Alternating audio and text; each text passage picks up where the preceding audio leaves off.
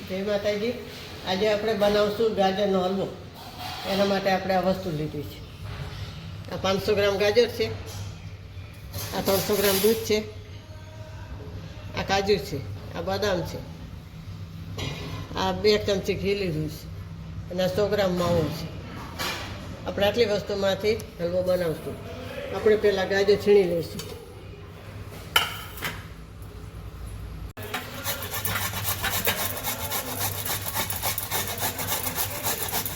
હા, આવી રીતના છીણી લેવાના બધા ગાજર.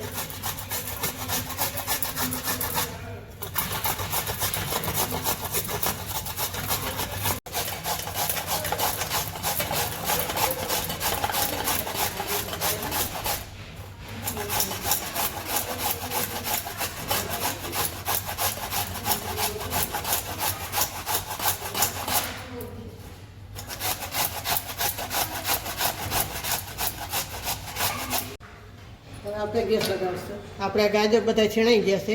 આવી રીતના છીણી લેવાના. હવે આપણે આ કઢાઈ મેળશું.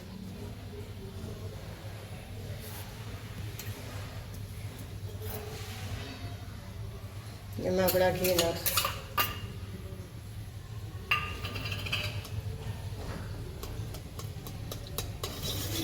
આમાં આપણે માવાનું દૂધ નાખશું એટલે ઘી ઓછું નાખે તો હાલે. વધારે ખાવું હોય તો વધારે નખાય, પણ આમાં આટલું જ ઘી જોઈએ.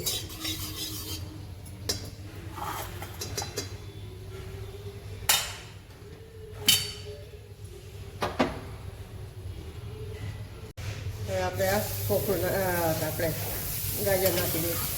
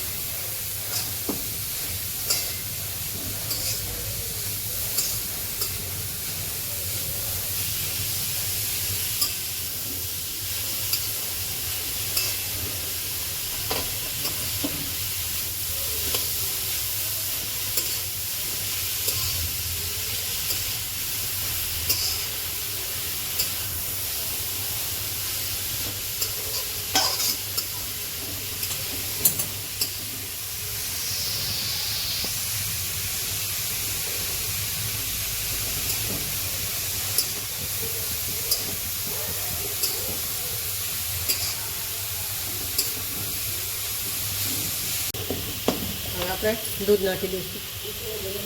દૂધ નાખી દઈશું.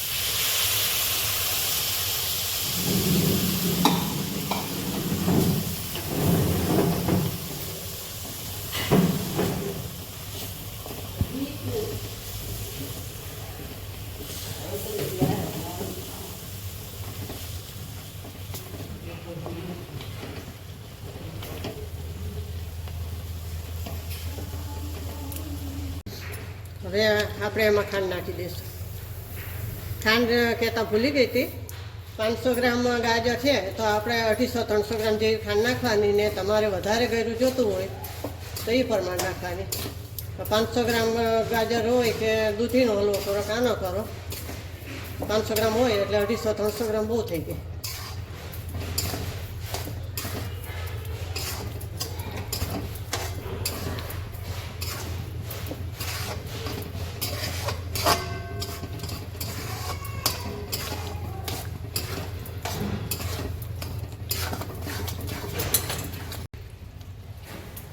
હવે આપણે માવો નાખી દઈશું.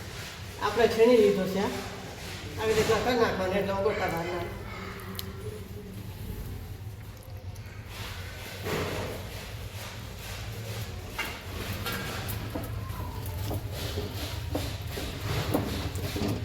માવો તમારે ના નાખો હોય તો દૂધ વધારે નાખવાનું. 500 ગ્રામ ગાજર હોય કે દૂધી હોય તો 1 લીટર દૂધ નાખવાનું એટલે દૂધનો માવો થઈ જાય.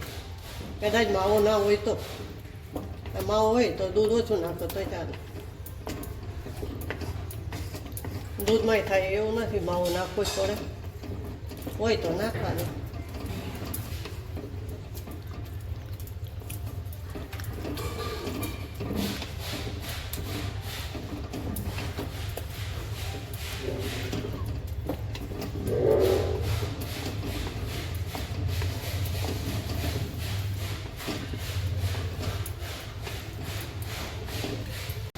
હવે આપણે કાજુ બદામ નાખશું, થોડાક ઉપરથી નાખશું આપણે.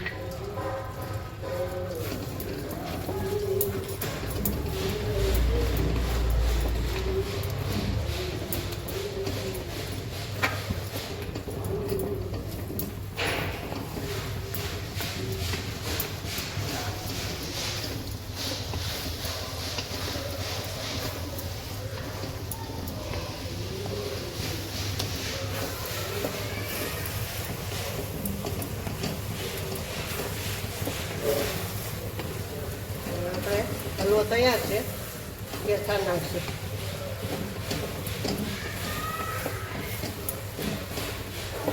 હવે આપણે સ્ટોલ કરીશું.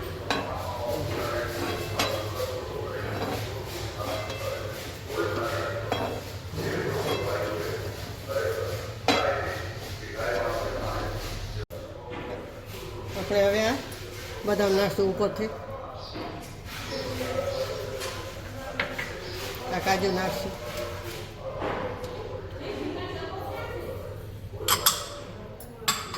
તો તૈયાર છે આપણે ગાજરનો હલવો.